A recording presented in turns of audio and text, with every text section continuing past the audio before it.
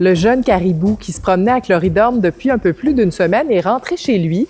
Il a été relocalisé avec succès par le ministère de l'Environnement.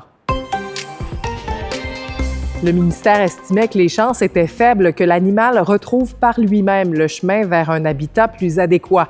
Mardi, une équipe composée de techniciens de la faune, de biologistes et d'un vétérinaire a donc procédé à une anesthésie contrôlée de l'animal pour le ramener dans l'aire de répartition du caribou montagnard de la Gaspésie, loin des zones habitées et de la 132. L'équipe a également fait des prélèvements biologiques sur le jeune caribou et lui a installé un collier télémétrique pour pouvoir suivre ses déplacements et s'assurer de son bien-être. Et parlant de caribou, Damabois a annoncé ce matin la fermeture de son usine de Cap-Chat, Bois-Chic-Choc, pour une période indéterminée. Et encore une fois, l'entreprise affirme qu'elle est directement touchée par les mesures de protection du caribou en Haute-Gaspésie. Cette fermeture entraîne la mise à pied d'une vingtaine de travailleurs. La situation découle de l'impossibilité d'assurer l'approvisionnement alors que la grande majorité du territoire traditionnel de récolte de Damabois est inaccessible en raison des mesures de protection du caribou. Je vais être bien clair, là. Le groupe Damabois n'est pas contre la protection du caribou. Au contraire, les scientifiques nous disent que c'est l'endroit idéal pour protéger ce caribou-là. Il faut à ce moment-là, bien sûr, déplacer notre approvisionnement. Ce qu'on dit, c'est qu'il faut déplacer l'approvisionnement, mais dans des territoires qui vont être de proximité, un équivalent.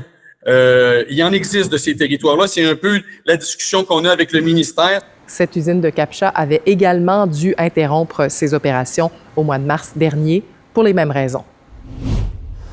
Et l'entreprise allemande Duravit a inauguré ce matin sa première usine en Amérique du Nord, à Matane, un projet de 90 millions de dollars qui permet l'embauche d'une centaine de personnes maintenant et de près de 240 travailleurs au total d'ici 2027.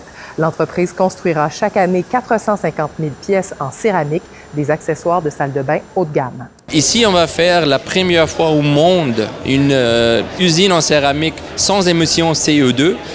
Grâce à l'électricité verte d'Hydro-Québec. On a un four rouleau électrique. C'est la première fois aussi au monde. C'est une vraie innovation.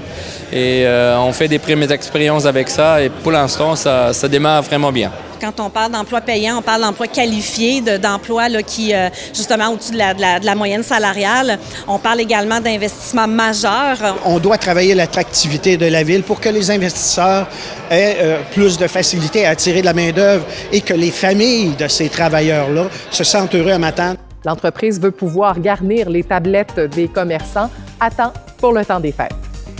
Joyeux Noël!